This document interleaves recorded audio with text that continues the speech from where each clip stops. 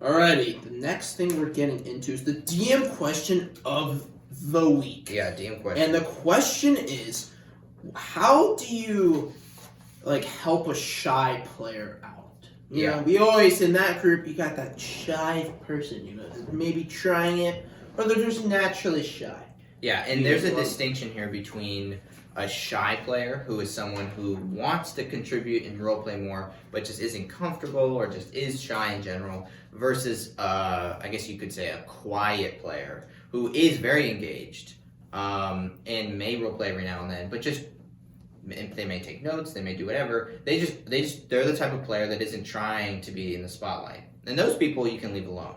So we're talking about people who really just need your help as the DM getting included. They're not the type of person that's going to butt in and make themselves heard. They need you to help them get heard. So that's what we're going to talk about. So yeah, what are your tips? I mean, the first thing is, as the DM, so most DMs are like, oh, you must role play like your character, you got stabbed. How are you acting? Right. You don't want to force them to role play. So what I would do is you would go up to them and you would ask them, what would your character do? Yeah. So it's not just asking role play. It's like, tell me, what's your character gonna do? And your character's like, oh, my character would look at the books with excitement and stuff. Kind of adds and makes them feel more comfortable. It puts a little bit of the spotlight on them. And that's another thing is gradually push them into the spotlight. Don't just shove it in and you gotta give a battle speech. Yeah, definitely prompt them, and I would say you don't want to prompt them in okay, role play it. If they say my character does this, don't be okay, we'll role play it. Don't make it fun, and also don't single them out. So if you're gonna prompt people to role play, do that to everyone.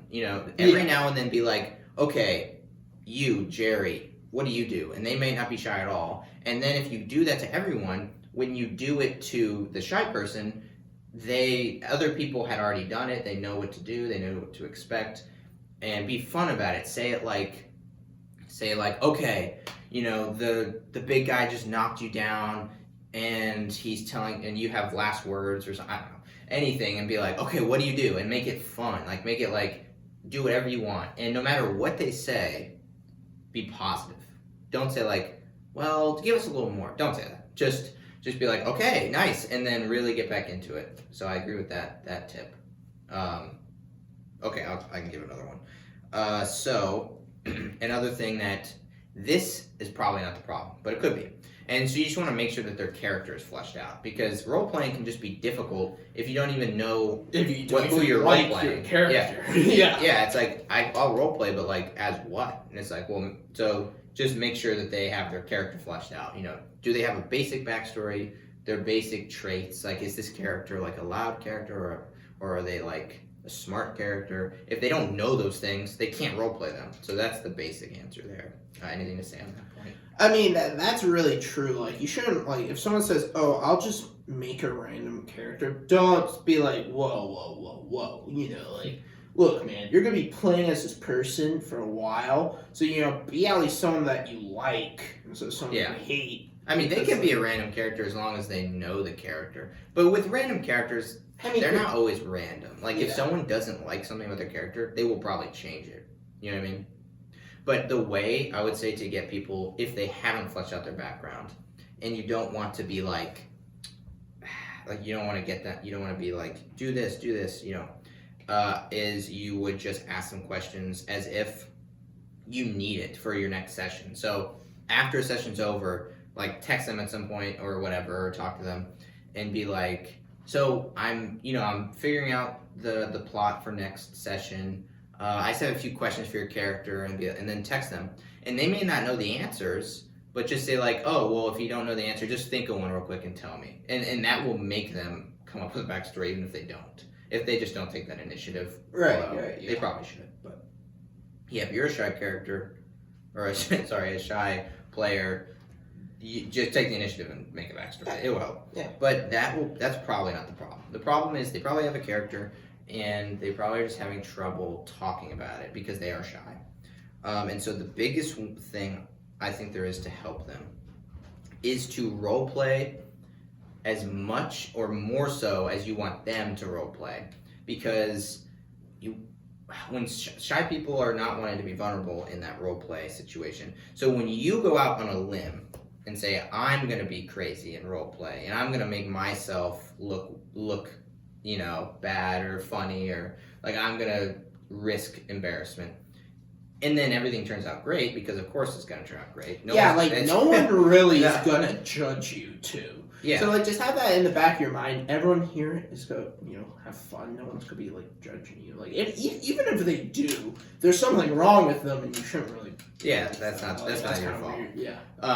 But as DM, really role play. If you need to help someone role play, you should take the initiative and start role playing. There's no way your players should be role playing if you're not comfortable role playing, because they totally can. But if you want to help your role player out, role play yourself. Mm-hmm. And also, role playing directly at them is good. So if the party as a whole walks up to an NPC, have that NPC take the initiative in the conversation. Be like, you, and point to the shy player and be like, I notice you have this thing, whatever. Stop your coat is from the city of Hebron. My father lives there.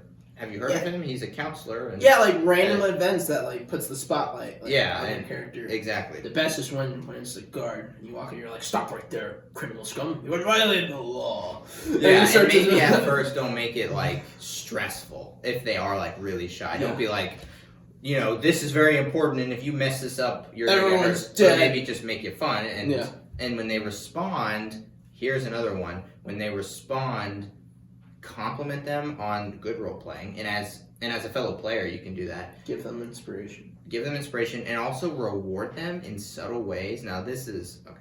I think you can do this, but in psychology, there's this thing called classical conditioning, where I'm not saying do this, but if there's Pavlov's dogs, where if the dog heard a bell, they would feed the dog. If the dog heard the bell, they would feed the dog. If the dog heard the bell, they'd feed the dog. And then at some point, they would ring the bell and not feed the dog. But the dog would still salivate. It would still get its body would react as though it was going to eat. And so what you could kind of do with that as an inspiration is basically anytime the PC is doing really good role playing, have it kind of turn out good. You know what I mean? Make there be a reward in game where it's like the NPC reacts really well, or what they're trying to get happen does happen. Maybe they don't even need to roll, something like that. And so they'll get used to associating role playing with good things happening, and they will just make them more comfortable. Yeah, but also you can also reward them in the game. So let's say they're really good role playing, and they're like, look, Mr. Dragon of the Silver Isles, we need your help. And if they do a really good job, the dragon might say, no, I can't help you. You're like, oh, good try next time. Mm-hmm. But when they're the whole party's dying and stuff like that, you just did such a good job role playing that the dragon does come and saves you guys. And then it's if you didn't role play that well, the dragon wouldn't have come. Right. But since you did, he's like, oh, I changed my mind. And, I will say, in terms of the conditioning, the reward would need to be almost immediate, otherwise the association doesn't occur. Oh, but again, kind of hey, you seem like a nice guy. Here, take this, a sweet roll. And all of these tips, I guess, should be used in general to all your players, even if only one of them is shy, because what you really don't want to do is single out the shy person. That's the last person they want, and if you single them out, it will make them feel weird, and they may not want to play. Also, if you have to be patient. If you get upset by their lack of role playing, right there, that is real bad, because they want, in this situation, they want to contribute, and if they feel like they just can't, they may give up on the game. So you want to always be positive, treat them like you treat everyone else, and just really treat the whole environment as that's what you're trying to change, as opposed to trying to change them. You know what I mean? So that's all I got. Yeah, no, that's really good. So just the gist, how to support a shy person. Most importantly, be very supportive of them. Always be positive. Number 2, generally ease them into the spotlight and reward them when they do a good job with inspiration, or maybe when the NPCs gives them oh, here's a gold coin, or might actually help them with the quest. Like, I actually heard this guy, like, he was talking about, just like, Yeah. always reward them. And it builds their confidence. Yeah, it builds, you basically want to build support for their confidence, which is good. And I always tell them, like, all these people won't judge you, so, like, if that happens, like, kick that guy out. I will say, though, like, directly saying you're shy and don't worry about it, that could be bad. Like, just, I think you gotta be subtle with shy people, in my opinion, but. Yeah, no, that's very true. But,